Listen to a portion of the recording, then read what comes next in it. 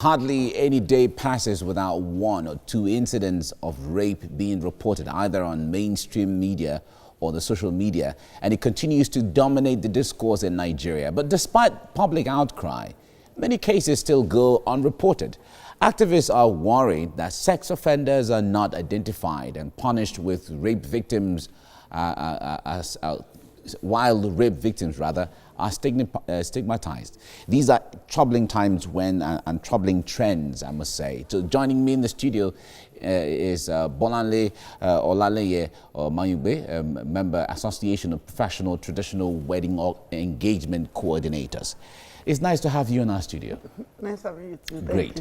Now, when it comes to the issue of rape, it has been on the front burner for a long time. In fact, it's becoming a very common topic of discussion now, but the attitude towards it has not really changed.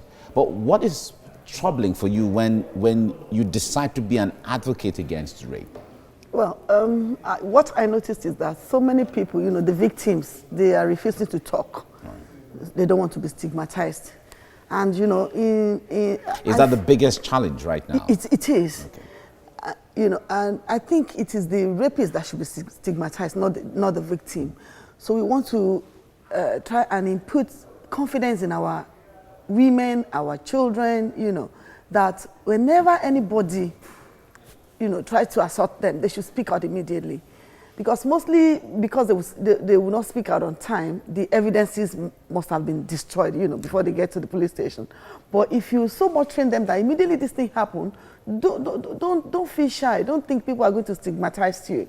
That you should just report so that all the evidences will still be there by the time you get to the police. You go to the hospital. Should there be a special way of communicating this so people get to understand the process that it takes? Of course, nobody hopes or wishes that there should be a rape situation or a rape case.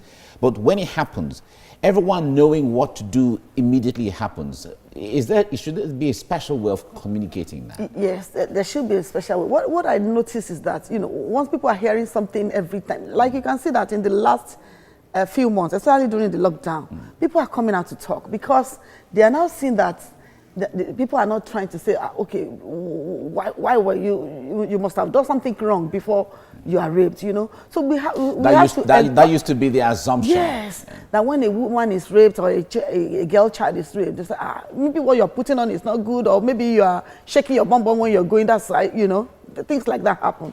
And what we're trying to do now is tell them that whatever the case, nobody has the right to rape you without your consent.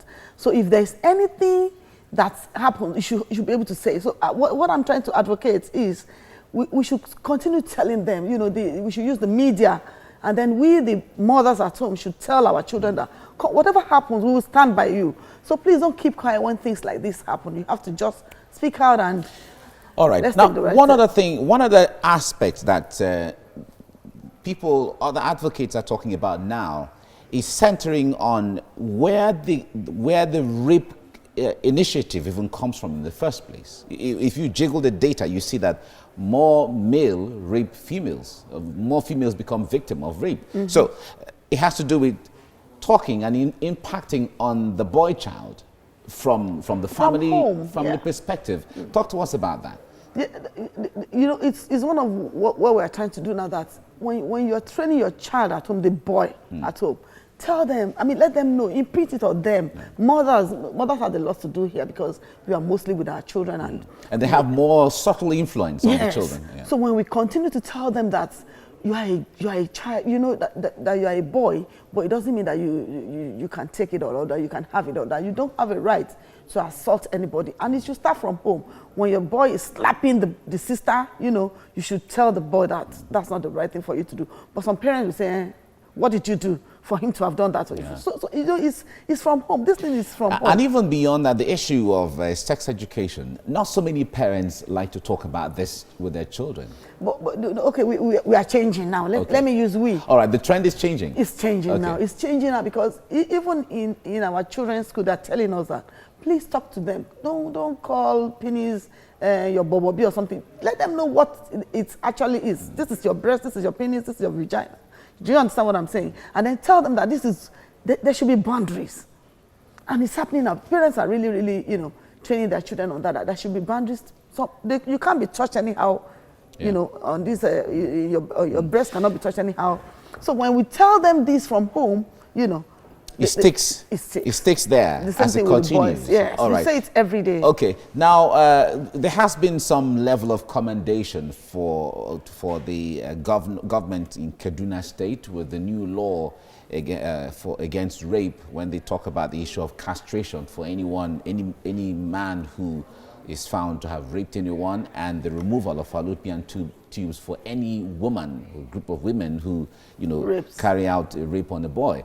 What do you see from that window? Well, the point of castration, I don't know. I think the law should, you know, I think that castration is going to the extreme.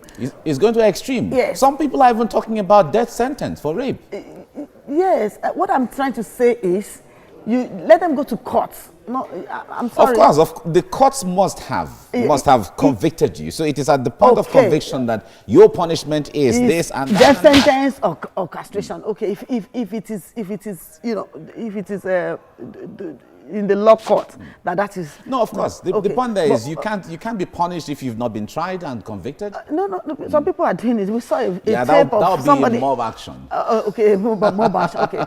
So if it is going to be in the court of law, then anything is not too much for anybody that rapes anybody. Anything is not too much. You know, if you violate, I mean, if you rape, a pedophile that would look at a 5-month-old child and, you know, defy such a child, nothing is too much for, even death sentence. I'm sorry, but even death sentence is not too much as the penalty for that, because it's going to deter others when they know that if you are caught, you know, you go to the court, and once you are convicted, that's it. You know, so. If they follow the proper way, I don't see anything wrong with that. But you know, when they will. All right, we have to leave it here now. Thank you very much, Bolanle Olaleye Mayungbe, for your time on the program. Thank you very much. We wish you well. Thank you. Thank you. God bless you. Right.